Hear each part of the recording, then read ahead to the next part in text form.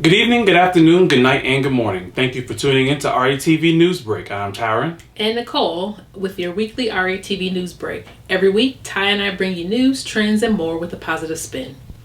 First up, each spring, 100 exceptional young people arrive at the Disney Dreamers Academy with ambition, excitement, and hopes for the future. 4 days later, they return home with the motivation, guidance, and skills to make those dreams come true. The Academy was founded in 2008 to give students with a dream the tools it takes to let their potential shine through. This is a 4-day event for 100 selected students at Walt Disney World Resort in Orlando, Florida.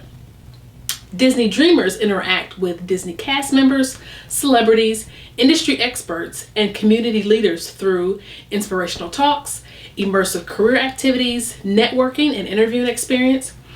Disney Dreamers receive an all-expensive paid trip to the Walt Disney World Resort. They enjoy the full Walt Disney World theme parks and even explore the magic behind the scenes.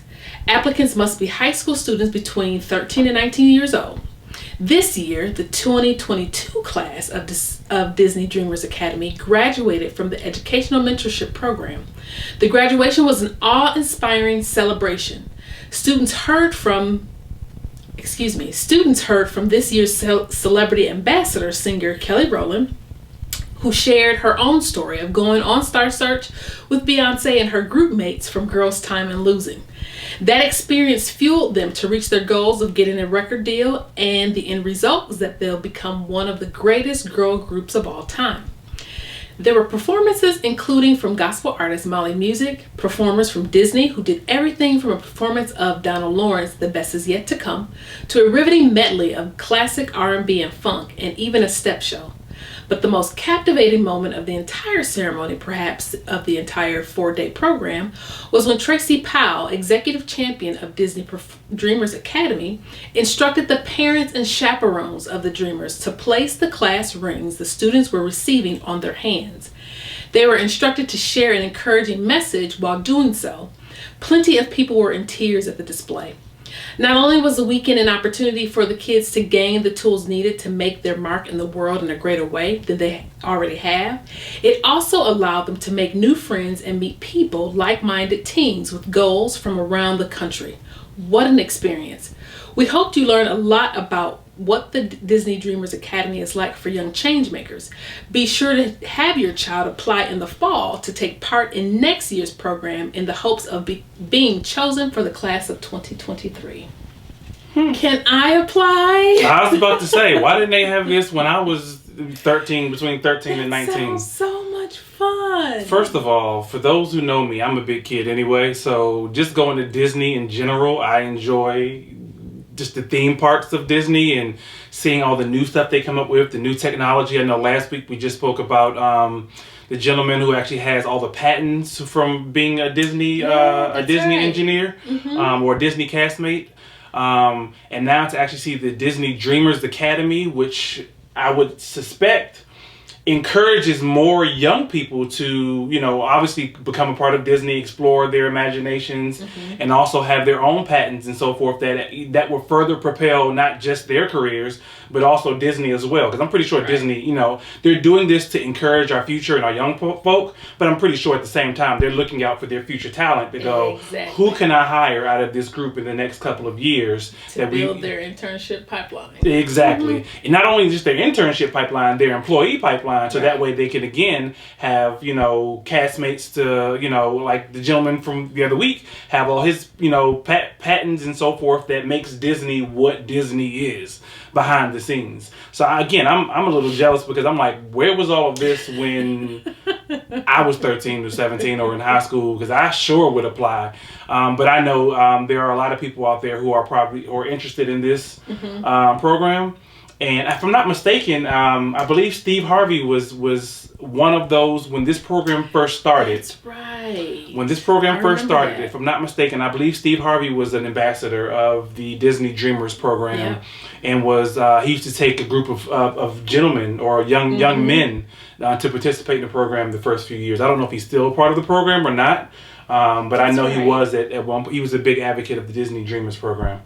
And I just love the fact that, these kids are able to, like, the article said, not only fuel their own interests, but also meet so many other kids from across the country. That, you never know what partnerships or creative ideas may birth from, the other students that they're meeting.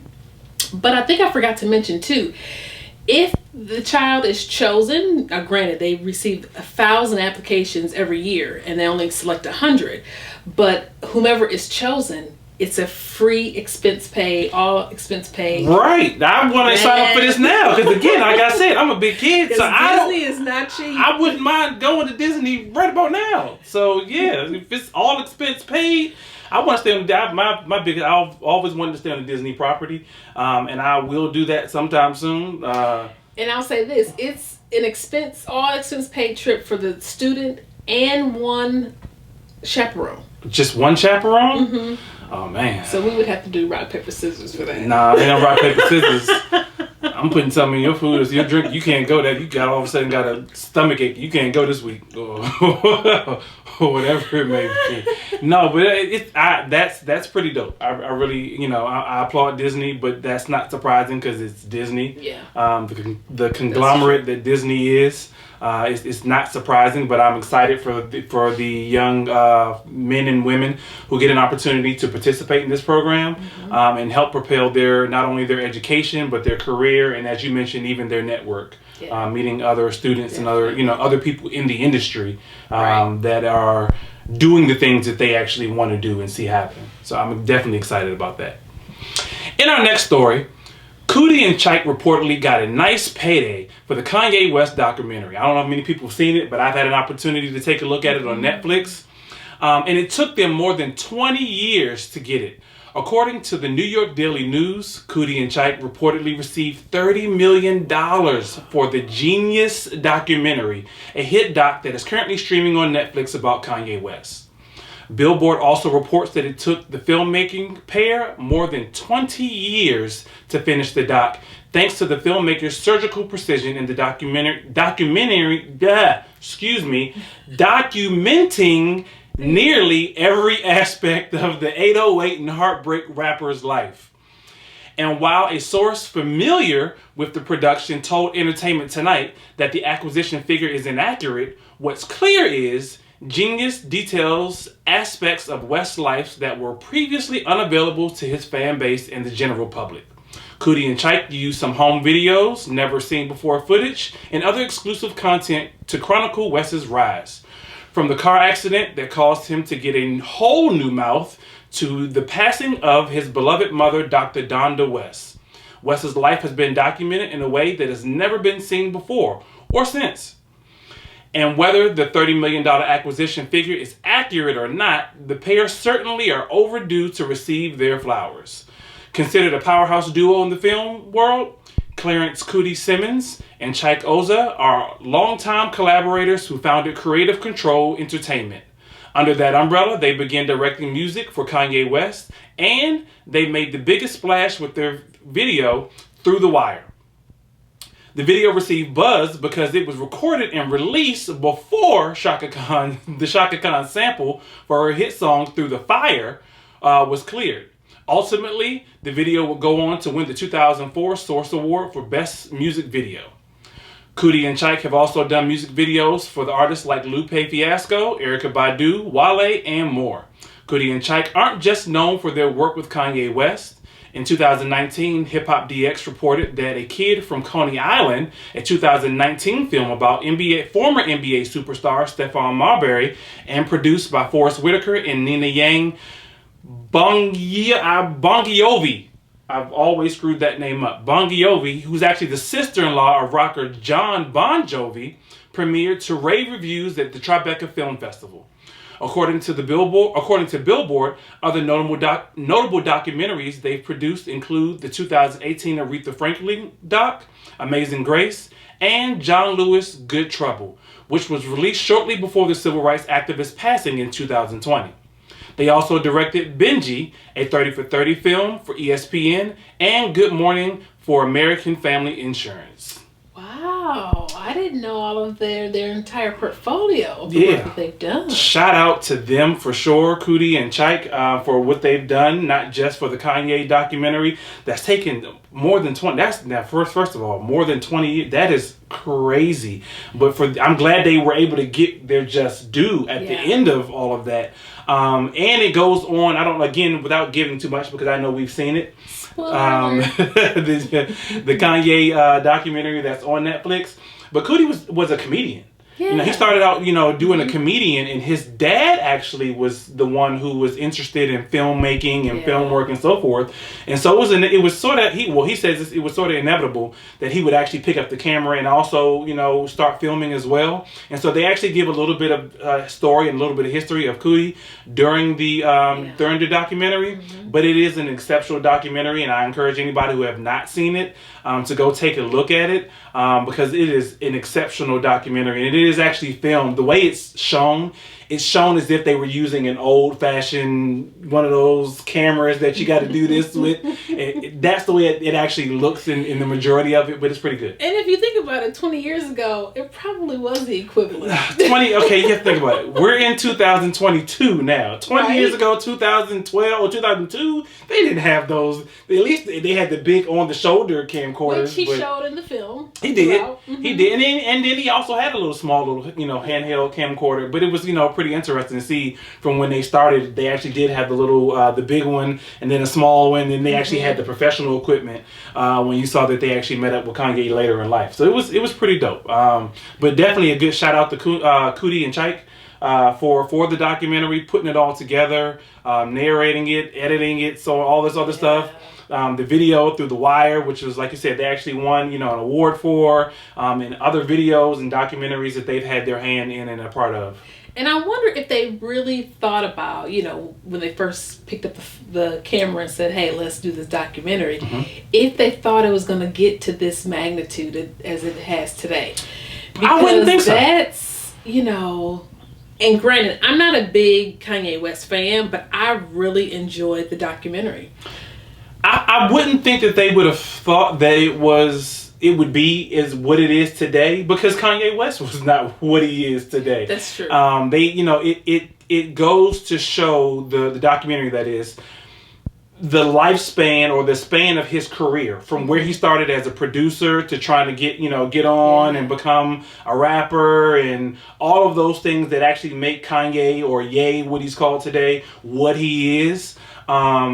And his music career, his drive, his passion. It's actually very inspiring for those who are, who just need a little bit of encouragement because you've struggled from some things that you may have gone through, because you see the struggle that Kanye had gone through in order to become what he is, or the music, genius that he is. And so forth. So it's pretty inspiring, in my opinion. I was very inspired, and just to see his grind, that no matter how many no's he received, he was just like, okay, no worries. I'll just do it a different way until I get the answer that I want.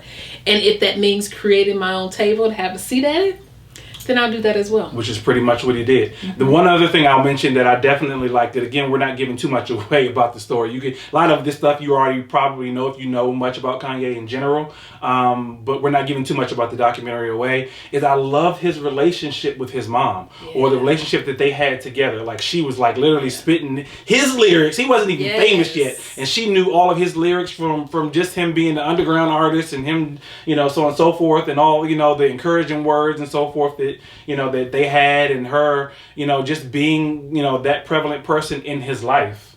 So I definitely, I thoroughly enjoyed it. And I wish, it's a 3-part series. I kind of wish there was a little bit more to it, but because there's a gap in there somewhere.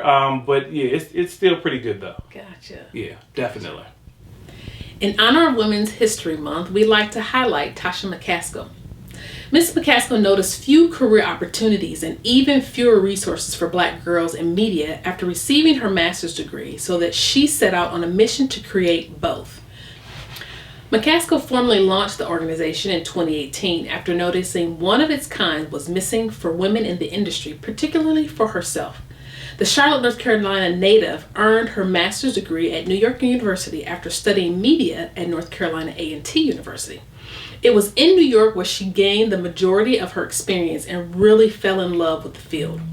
Following internships at Diesel Clothing, VH1, BET, Comedy Central, McCaskill assumed that finding work after graduation would be as simple as sending out resumes.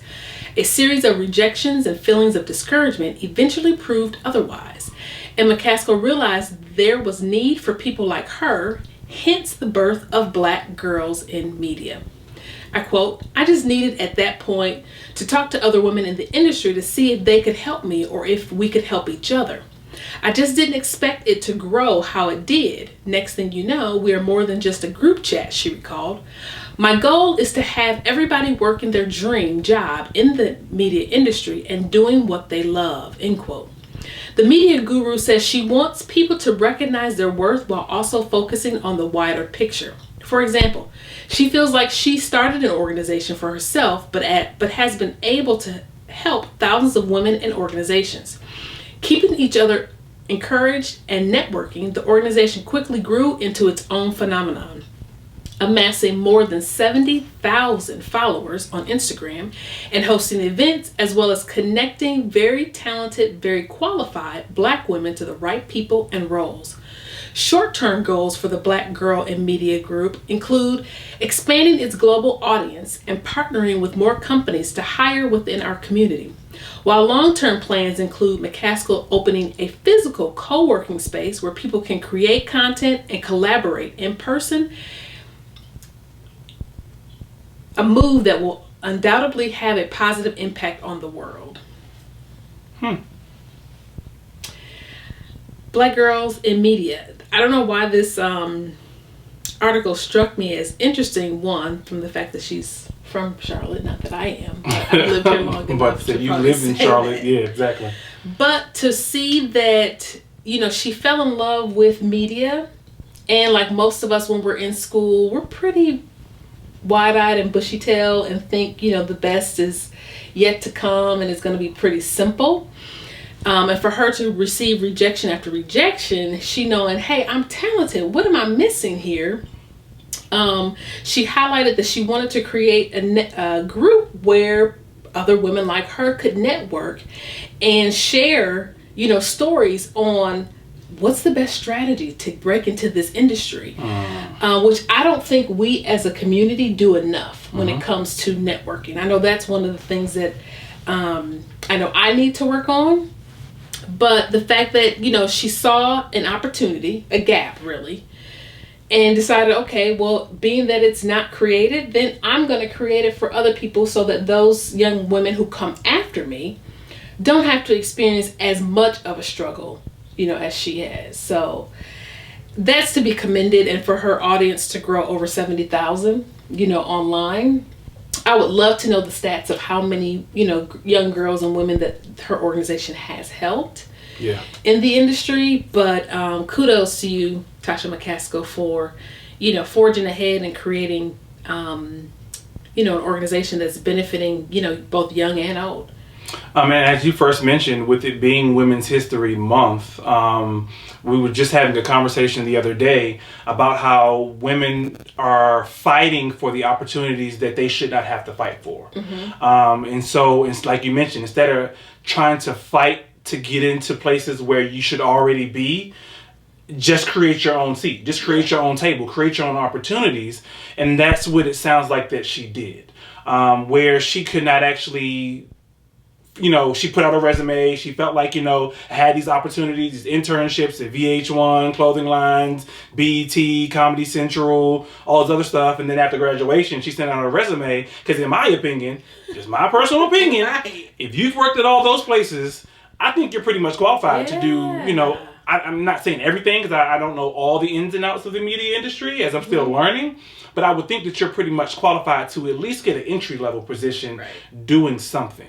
So again, with it being Women's History Month, women should not have to fight so hard for these male-dominated, industries where they too have where they too are more qualified, if not more qualified, to do a lot of, to do these jobs or to do, whether it's technology, whether it's media, whether it's entertainment, whether it's sports, all of these things. And so I definitely salute Miss McCaskill for what she's done. And for all the people that she's helped and the opportunities that she's definitely provided to, like you said, more than 70,000 people, or she has 70,000 followers. So I'm pretty sure it's way more than that, like you said, that she's actually helped. And I think it's just pretty dope that, women like her and other women who are building these opportunities for other young ladies and girls to follow in their footsteps. I definitely salute them. That's pretty dope. Very creative. In our last story, Morgan Cooper's story is the stuff independent Black creators' dreams are made of. What started out as a short film inspired by the underlying darker themes of The Fresh Prince of Bel-Air soon became one of the most viral clips of the year. It currently sits at 7.4 million YouTube views. Now it has become Peacock's buzziest new breakout drama series, Bel-Air, with the major co-sign from Will Smith himself. I quote, "When the idea came to me, I knew it was going to be something special," Cooper said of his original short film. "This day and age, you can never know how people will receive what you make. All you can do is focus on what you're making, so that's what I did," end quote. Focusing on the art of filmmaking yielded an end result that intrigued fans so much that the clip spread like wildfire. It wasn't long before it hit Will Smith's inbox.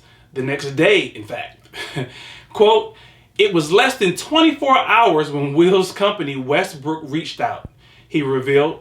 Of course, having springboarded his concept off of the Academy Awards nominated actor's most legendary properties, Cooper wasn't quite sure how the interaction was about to go. At first, I was like, damn, are they about to hit me with a cease and desist? He laughed. You would think they probably would, considering he did this without even consulting Will Smith or anybody at the show or network. But they didn't. Instead, they reached out and said, "We'd love to meet with you in Calabasas the next day."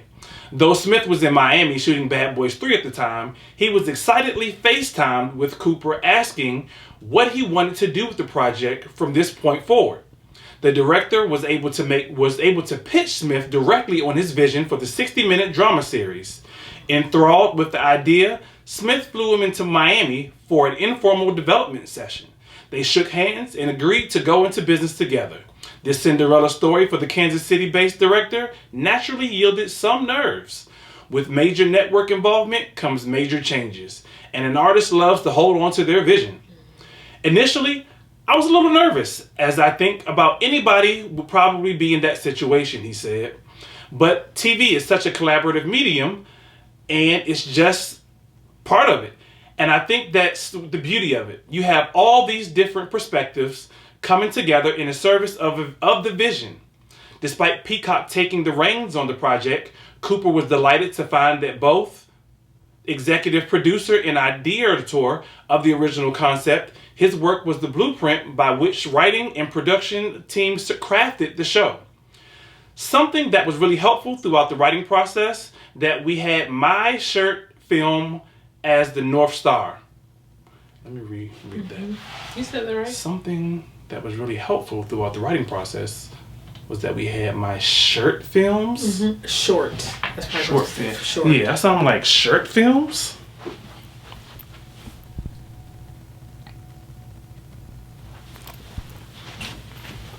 Sorry. No, you're fine. I just want myself to sit down. I'll be alright. Ready? Something that was really helpful throughout the writing process was that we had my short films as the North Star. So everybody knows the flavor. They know the feel. They know the tone of the visualization. They got everybody on the same page very, very quickly. Cooper and Peacock were sure to take Bel-Air down a new road rather than trying to too closely copy the comedic source material. After all, there will never be another Fresh Prince. I quote, It was always about going on our own journey, Cooper said. For one, you can never make the Fresh Prince of Bel-Air again. What they did was so incredibly iconic and just lightning in the bottle. For me, it was about looking at the sitcom and these characters and asking the question, what if we took this scenario and the spirit of these characters and grounded it in modern day life? It's something that I hope will stand the test of time and stand on its own the same way the sitcom does. Bringing more real, raw authenticity to the modern dramatic reimagining of the story of Will and the Banks family was always an important factor in Cooper's vision. This series, in my mind, is really a love letter to the culture, he said. It doesn't feel like Hollywood. When you hear That's What We Do by Freeway, you know it's real. That's real Philly energy right there. That very handmade, intentional approach is what I think makes the show very special for the viewers. Bel-Air streams Sundays on Peacock. Yeah. I'm loving all of these positive media stories. Yeah, definitely. We've definitely hit them with a lot of media stories today on the episode of RETV News Break. And this one in particular, another one in which we've had an opportunity to actually take a look at or are currently watching. I will say, initially, when I first saw the trailer or the idea that he actually put together with the 7.4 million now YouTube views, I was one of those YouTube views. I'm gonna have to go back and watch it. I don't think I did. I can't say that I was initially sold. Really? Originally, because when you've watched an original for so long and someone comes in with their own adaptation of it and it doesn't fit exactly what you're used to, I was kind of skeptic. I was kind of like, I don't know how this is actually going to go. But to have actually sat down and watched it, watched the past, I think it's 5 to 6 episodes that we've seen thus far, I will say I've actually liked it. Now, I will say it's different. It's definitely different than the Fresh Prince of Bel-Air. And as he mentions, as Cooper mentions, he did not necessarily want to recreate the Fresh Prince of Bel-Air. Thus the name Bel-Air instead of the Fresh Prince of Bel-Air. But it does take from the storylines from a lot of the series and a lot of the things that actually happened in the Fresh Prince of Bel-Air. It does take, but the characters in themselves are, in my opinion, completely different, completely opposite of the Hillary, the Carlton, the Will, the Aunt Viv, the Uncle Phil, the even Ashley for that matter. I mean, everybody is and even Jazz. I forgot about Jazz. Everybody is completely different in Bel-Air than they were in the Fresh Prince of Bel-Air. And the butler. Oh, Jeffrey. Oh, yes. Can't forget about Jeffrey. Jeffrey is completely, if you have not seen this, watch it for Jeffrey alone. Yes. Watch it for Jeffrey. Now, he's not in every episode. Jeffrey in my network, for sure. He's not in every episode, but Jeffrey is definitely a ride or die. But yeah, it's definitely a great series on Peacock. I suggest if you have not seen it, you all go out there and support Mr. Cooper and his vision for Bel-Air. Again, I'm really glad to see that Will Smith actually signed off on this. And it's funny because even watching the character who plays Will Smith, you can tell he really studied Will Smith in the way that he talks, how he talks. I'm not sure exactly where he's from, but he really tries to put in that Philly accent, that Philly, how... If you watch Fresh Prince of Bel-Air when it first started, it was straight Will Smith. I mean, I don't think he was truly acting. I think he had script, so he had to follow the script. But I don't think, he at that time, he was not an actor. And is that where Will Smith is from? Is he? He's from Philly. Yeah, he's from Philly. West Philadelphia, born and raised. On the playgrounds where he spent most of his days. But no, he actually is from Philly. But you can actually tell that he definitely studied Will Smith. And he has a little bit of that in him as he acts, in Bel-Air. So it's pretty dope. It's a pretty dope series. I love the modern day twist because I think it will speak to and reach the generation of today. Oh yeah, most definitely. Because they talk about social media and a lot of the pitfalls that kids or young adults today face. And I love it. It's definitely a great series. Again, I suggest again, we're not a company of Peacock at all, but or sponsored by them. But we definitely, if you have an opportunity to go check out Bel-Air, check out Mr. Cooper's work, and again, it's a great series. Again, happy Women's History Month. I always have to think about what it is, because it was it was Women's History Month and then International Women's Day. Yeah. Which throws me completely off. But it shouldn't, because we should again always celebrate our women. So we celebrate our women of RETV. We celebrate our women in our lives. But happy Women's History Month. We thank you for tuning into this episode of RETV's News Break this week. Be sure to subscribe to the RETV YouTube channel and Facebook pages for more great news and shows. Also, make sure you download the RETV Roku app if you have not had an opportunity to do that, or the RETV mobile app. We look forward to seeing you again next week right here on RETV. Until then, be blessed and be great.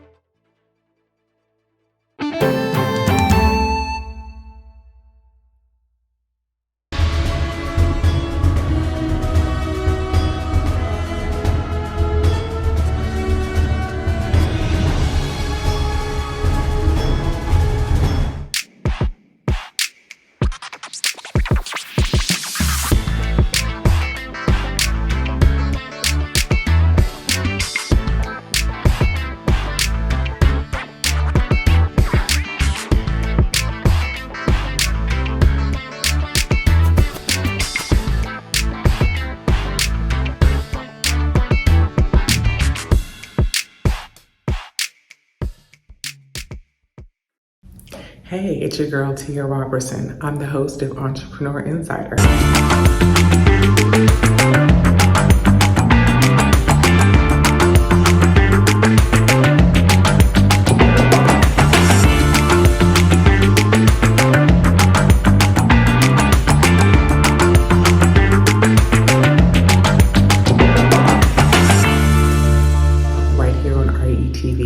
Every Thursday at 6 p.m. Eastern for entrepreneurs and news that you need to know about. See you there. Welcome to What's Going On? My name is Demita Joe. Each Wednesday, you can find me here at 3 p.m. I'll be over here discussing different things that are going on and try to bring you a boost of positivity for your week, because we all need this. We're going to share some feel-good stories. We might find a hometown hero. We may take a look at some trending topic. And sometimes we might even find a lesson in a not-so-warm and fuzzy story if we can. I'm Demita Joe, and I'll see you guys on the next episode right here on What's Going On?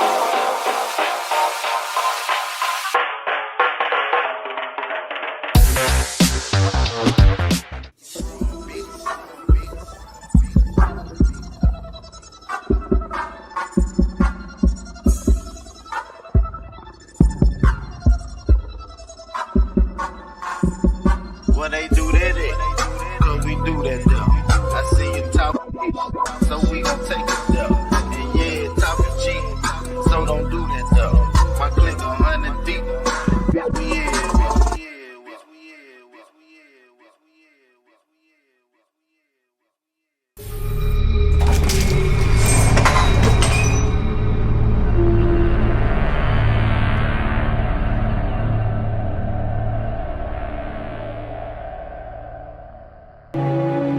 Growing up in the church, we saw a lot. Things that people refuse to talk about. The elephants in the room. Mental illness, sexual abuse, broken families, domestic violence, and so much more. The Big E, The Elephant in the Room, is a show that sheds light on these topics. We're here to speak about the unspeakable.